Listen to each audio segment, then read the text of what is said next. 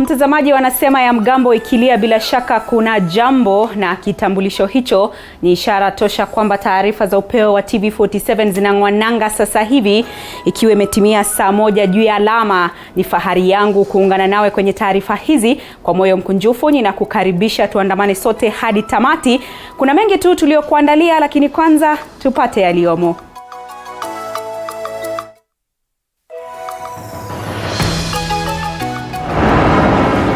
The distribution of party support, we see UDA is the most popular party in 5 of our 9 zones. Naibu wa Rais William Ruto bado ana umaarufu mkubwa nchini kwa 38.7%, huku Raila akipata 27%. Sisi tunataka serikali ambayo ikiwa kuna waziri wa kilimo akitekeleza wajibu anatekeleza, na asemi na ngojea instructions kutoka juu. Kikosi cha Kenya Kwanza chapeleka kampeni zake Kirinyaga, viongozi wa muungano huo wakimsuta Rais Uhuru Kenyatta.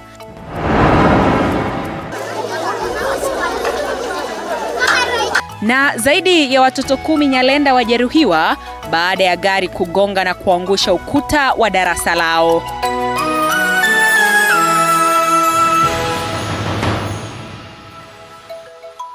Karibu kwenye taarifa kamili mtazamaji. Shukrani kwa kuchagua kututazama. Mimi wako Andrina Kilemi, mtangazaji kwa lugha ya ishara ni Catherine Simaloi. Karibu. Maaskofu wa kanisa la Kianglikana wakiongozwa na Askofu Mkuu Dr. Jackson Ole Sapit wamemsihi Rais Uhuru Kenyatta kuangazia swala la kuwaleta Wakenya pamoja na kumtaka kutoegemea upande wowote wa kisiasa. Patronila Goren na uketo wa taarifa hiyo. Wakiwahutubia wanahabari mjini Mombasa baada ya warsha iliyowaleta pamoja maaskofu kutoka sehemu tofauti nchini, maaskofu hao wamesema kuwa kuna haja ya viongozi wa kisiasa kujihusisha na siasa za amani ambazo hazitawatenganisha Wakenya. Political leaders have a special responsibility of promoting issue-based and sober campaigns that will save the country from catastrophe in the election or in the post-election period. Aidha, viongozi hao wamemwomba Rais Uhuru Kenyatta kutojihusisha na siasa za mrengo mmoja, kwani huenda zikasambaratisha nchi. Viongozi hao sasa wanamtaka rais kutumia fursa hiyo kuendeleza amani nchini. We urge the President, His Excellency, to make necessary sacrifices and raise above partisan politics, being the father figure of the nation. We encourage and urge him to remain the focal point of national unity as he leads the nation. Kauli hiyo pia imetolewa na mkurugenzi wa mashtaka ya umma Nurdin Haji aliyekuwa akihudhuria mkutano wa vijana mjini Mombasa mapema leo. Nurdin amesema kuwa idara hiyo inaendelea kuwachunguza wanasiasa wanaoeneza matamshi ya chuki na uchochezi, na pindi uchunguzi utakapokamilika watafikishwa mahakamani. Politicians who are inciting people, I think we have taken action on most of them that have come to our attention, and we are in court prosecuting some of them, and some of them investigations are not yet complete. Once they are complete, then we will also prosecute them. Viongozi hao wa dini wametoa wito kwa Wakenya kudumisha amani na kujiepusha na wanasiasa wenye nia mbaya, hususan taifa linapoelekea katika uchaguzi mkuu. Patronila Goren, runinga TV47, kaunti ya Mombasa.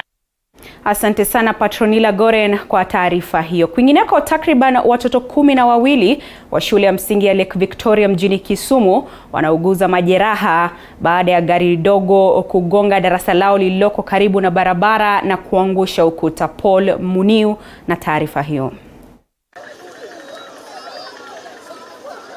Kulingana na mwalimu mkuu wa shule hii ya Lake Victoria, Regan Omondi, ajali hiyo ilitokea mwendo wa saa 3 wakati wanafunzi walipokuwa wakiendelea na masomo yao darasani. So at a sudden occasion, the car flashed into the room and some of the children were injured, of about 12.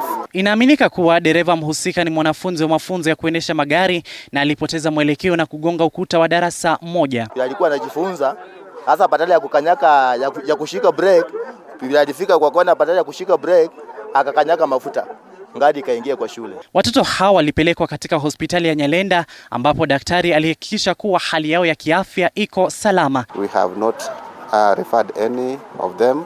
We have attended all of them And right now, all of them are in good condition. They are able to talk, they are able to communicate to us. We have done some massage to them, and right now, I think they are going to be good. Aidha, walioshuhudia ajali hiyo wamesema kuwa shule hiyo licha ya kusaidia watoto wasiojiweza kutoka mitaa ya Mabanda na Nyalenda na Nduga imejengwa karibu na barabara. We want to call the road reserve because when this road was being established here, there are restrictions that should be looked whenever any road is erected. Number one, meters from the road has not been maintained. This school has entered even a place that it's located in a riparian land. Hivyo wameirai serikali kuinunulia shule hiyo ardhi ili kuihamisha kuzuia tukio kama hilo kutokea tena. Kama ni kutoa hii shule hapa, wapatie hii shule mali pa kujenga. Juu hii ni barabara. Kweli wamejenga hapa, magari zinakuja mingi, zinapita mingi, hazijawahi pata ajali. Government ikiwa wanaweza provide pesa ya kununua plot, hii shule iende mahali pengine ingekuwa afadhali. Na mtazamaji, ni taarifa ya kusikitisha. Kumbuka taarifa hizi unazidi kuzipata mbashara kwenye mtandao wa Facebook ni TV47 Kenya, kwenye Twitter ni @TV47KE na @Kilemi_Andrin. Tukisonga mbele ni kwamba madaktari katika hospitali ya Aga Khan hapa jijini Nairobi wamefanya upasuaji wa kupandikiza uume kutibu tatizo la nguvu za uume kwa mwanamume mmoja hapa jijini, madaktari hao wakijivunia kuwa wa kwanza kufanya upasuaji huo katika eneo la Afrika Mashariki na ya Kati. Majibu Kitao na taarifa hiyo. Okay, it is okay. Yeah, it is okay. Ni utaratibu unaohusisha kuweka mitungi miwili kwenye kiungo cha kiume pamoja na chombo kilichojaa maji kwenye tumbo na bomba linaloweza kuvuta hewa kwenye korodani kama anavyoeleza daktari. We did for him the benign Doppler with the intracorporeal injection. We found that he has a severe venous leakage. So after counseling him and informing him about what we'll do, we decided to go for the benign procedures. It is a very nice and short procedure. Ni utaratibu ambao umerejesha tabasamu kwa mwanaume mmoja mwenye umri wa miaka 40 hapa jijini Nairobi na ambaye kwa muda amekuwa akikumbana na tatizo la ukosefu wa nguvu za kiume. Madaktari hapa wanakadiria takriban 15% hadi 20% ya wanaume wanakabiliwa na shida ya nguvu za kiume, na baya zaidi wanateseka kimoyomoyo kutokana na asili ya shida yenyewe. The percentage of the erectile dysfunction, it is not a little percentage. No, it is around from 15 to 25% of the adult men. If we include the premature ejaculation, the erectile dysfunctions, and the other congenital anomalies which is affected the erection, so we have a big percentage of affected erection for patient, which may lead to unsatisfaction for him or for his partner. Ni upasuaji ambao hatuna budi la kuwapa madaktari kongole, kwani licha ya kulitaja zoezi lenyewe kuwa la kawaida, ndilo la kwanza kwa kufanyika katika nchi za Afrika Mashariki na Kati. Majibu Kitao, TV47. Aha, bila shaka ni taarifa ya kutia moyo. Wanaume sijui mnasemaje, bila shaka panaonekana kuwa na mwanga. Katika taarifa nyingine ni kwamba 45% ya Wakenya wanahisi kwamba taifa linaelekea pabaya, haswa kutokana na kupanda kwa gharama ya maisha. Kwa mujibu wa utafiti wa shirika la utafiti la TIFA, umaarufu wa naibu wa rais William Ruto miongoni mwa Wakenya umeendelea kuongezeka kwa 38%, huku wa kinara wa ODM Raila Odinga ukiwa kwa 27%. Paul Kirobi anaarifu zaidi.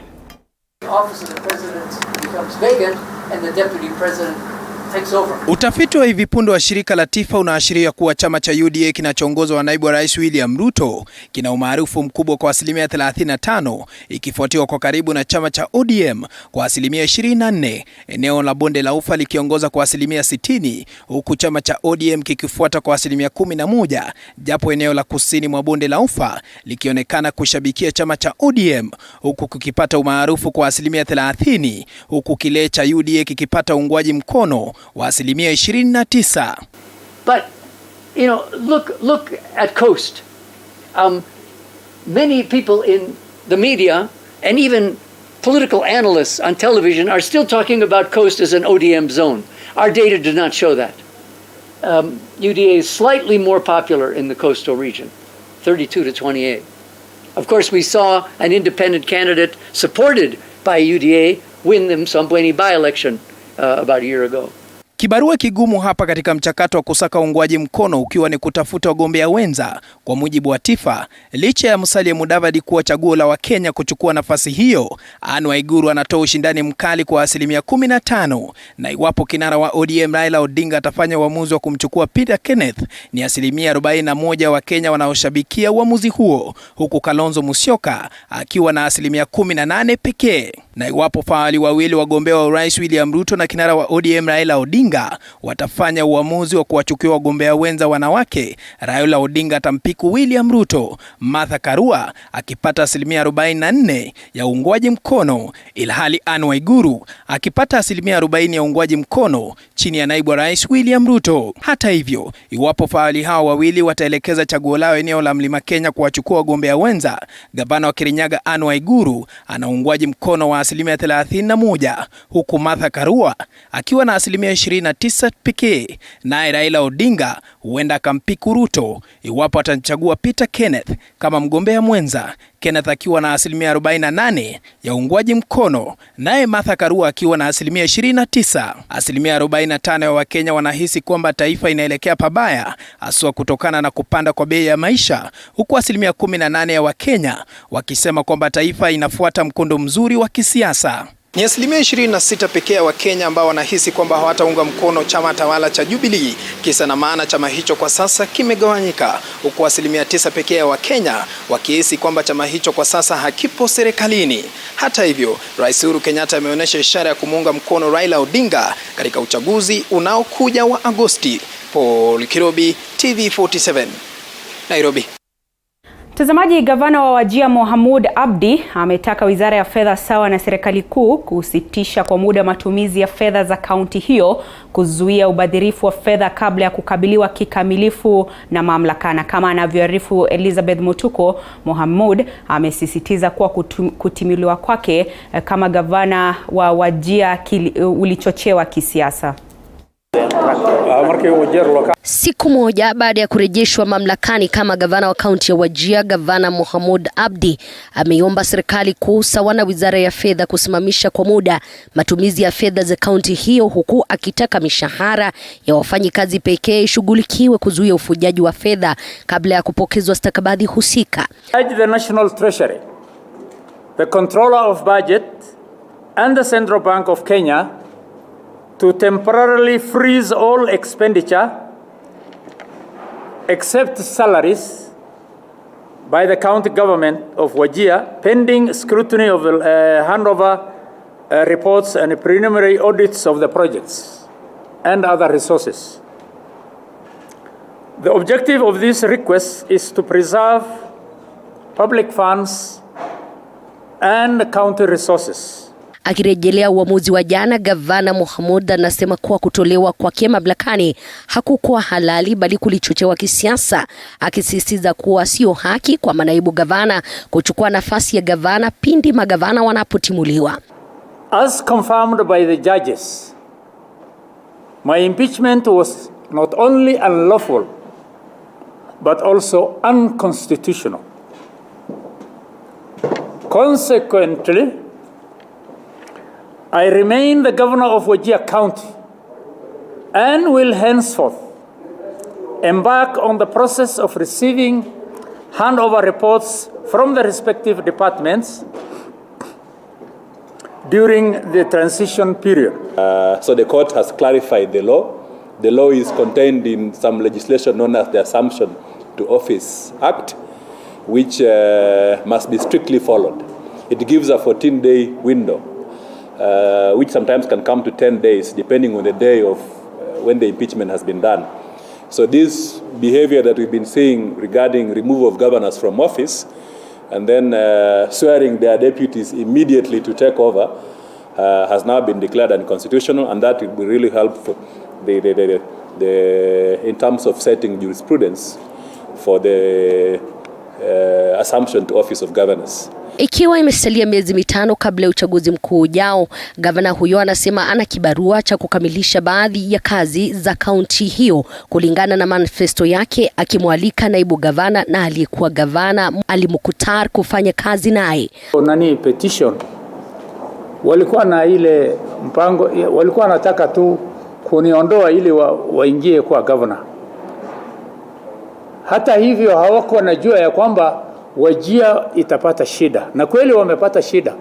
Uliza watu ya Wajia, hakuna service maalum ambayo ilifanywa the last 9 months, na sana kulikuwa na ukame mbaya sana ambapo mifugo imekufa, watu wengi wameumia, na itakuwa katika historia ya Wajia ya kwamba that 9 months ile shida watu ya Wajia walipata, they have never, even during the colonial time, hawajapata shida kama hiyo. Hata hivyo, gavana Abdi anasema kuwa miezi 9 iliyopita hamna kazi imefanyika katika kaunti hiyo, akisema kuwa bado yupo kwenye kinyang'anyiro cha ugavana katika uchaguzi mkuu ujao. Elizabeth Mutuku, TV47, Nairobi. Na kesi inayomkabili wakili Paul Gisheru katika mahakama ya kimataifa ya uhalifu mjini Hague huko Uholanzi imeingia siku yake ya 3 leo. Wakili wa upande wa mshtakiwa Michael Carvanas aliendelea kumhoji shahidi P0800 na kuhitimisha mahojiano hayo na kuiambia mahakama kuwa ushahidi wake una dosari kutokana na kutoaminika kwake. Shahidi huyo alikabiliwa na kibarua kigumu cha kueleza ni kwa nini alikuwa na simu kadhaa ambazo alitumia kuwasiliana na watu wasiojulikana na baadhi ya mashahidi kwenye kesi iliyomkabili naibu wa rais na mwanahabari Joshua Arap Sang bila idhini. Kadhalika, shahidi huyo alisafiri kutoka nchi aliyokuwa amepatiwa uhifadhi na ulinzi na kurejea humu nchini bila idhini ya mahakama ya ICC, ambapo aliendelea kutagusana na baadhi ya mashahidi ambao anadaiwa alivuruga ushahidi wao. Vikao vya leo vilishuhudia kusikilizwa kwa kesi hiyo faragani ili kumlinda shahidi huyo kutokana na maswali aliyokuwa anaulizwa. Kesi hiyo itaendelea siku ya Jumatatu, huku shahidi wa pili P0341 akitoa ushahidi wake. Does not start with the BWU or officers of this court. Matters of security starts with myself. All right. Okay, some of those numbers, this is on line 28, some of those numbers that you had that we weren't aware of, did they include speaking with other people you believe to have been witnesses of the ICC? This is your answer. Line 30. Probably. I changed the numbers because I communicated with you. Others, I changed those numbers after communicating with this individual, with a member of the, an investigator. And those ones that I communicated with person number 17? 4 and 17. Yes. Right. Do you see that? Do you see your answer? Yes. Now, were you supposed to be communicating with those individuals? No, and that's why I changed the numbers.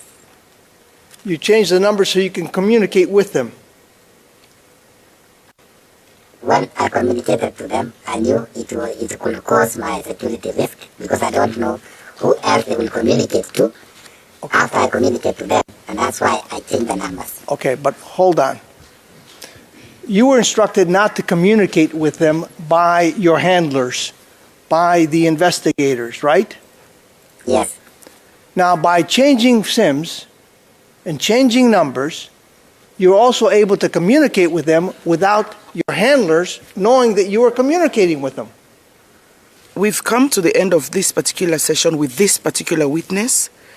Our next witness, based on information received from the prosecution, will be before this court on Monday, the 21st of February, and we'll expect to see and talk to witness number P0341, who will start testifying before this court on that said day. Kutoka huko Uholanzi turejee hapa nchini ambapo wanaume wawili kutoka kaunti ya Mombasa wanaodaiwa kumbaka mwanamke mmoja mwenye umri wa miaka 34 na baadaye kumtupa kwenye reli wamepatikana na hatia ya jaribio la mauaji na ubakaji kupitia kwa hakimu wa Mombasa Vincent Adet. Washukiwa hao wawili, Stephen Thomas na rafiki yake Stephen Otieno, walishtakiwa katika mahakama ya Mombasa tarehe 3 Februari mwaka 2017. Washukiwa hawa wanatarajiwa kufika mbele ya mahakama hiyo tarehe 9 Machi mwaka huu.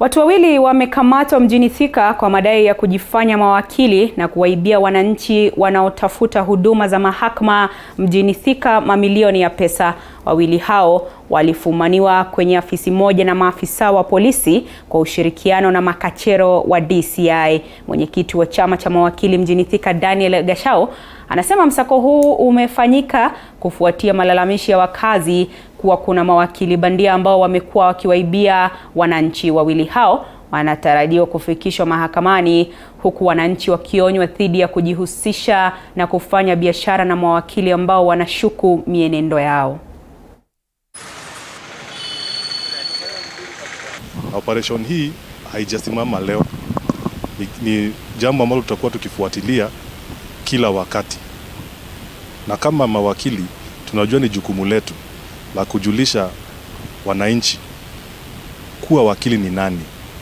Kwa sababu hapa nje tumeona kuwa ambao wanahitaji kusaidiwa na wakili hawajui kutambua wakili ni yupi. Ndio tumefanya operation hii kuweza kuondoa wale ambao ni bandia. Na kwa wale ambao wamebaki pale ambao hatujawapata leo, siku yao inafika. Na tunataka kuwapatia onyo ya kuwa sisi kama mawakili hatutaweza kukubali kazi yetu iweze kufanywa ikuwe haina maana. Na tunataka kushukuru vitengo vya DCI kukua for the cooperation we have received na kutuweza kusaidia katika operation zetu. Kwa hivyo hata leo wakati wa operation yetu tumeshangaa kuwa wakili bandia ameweza kupokea 70,000 kutoka kwa mwananchi amfanyie kesi. Na alishangaa kwa sababu tulimpata kwa hiyo ofisi, pesa sasa pokea, lakini kazi hakuna. Wakili halali atakuwa ameweza kuweka leseni yake ya kufanya kazi ya wakili pale peupe ofisini. So we shall not relent. We are going to go around, especially in this Kiambu County, to crack down on anybody pretending to be an advocate, preparing documents and conning members of the public that they are advocates and they are receiving money pretending as such. Na mtazamaji, shirika la Red Cross limeanzisha mpango wa utoaji pesa taslimu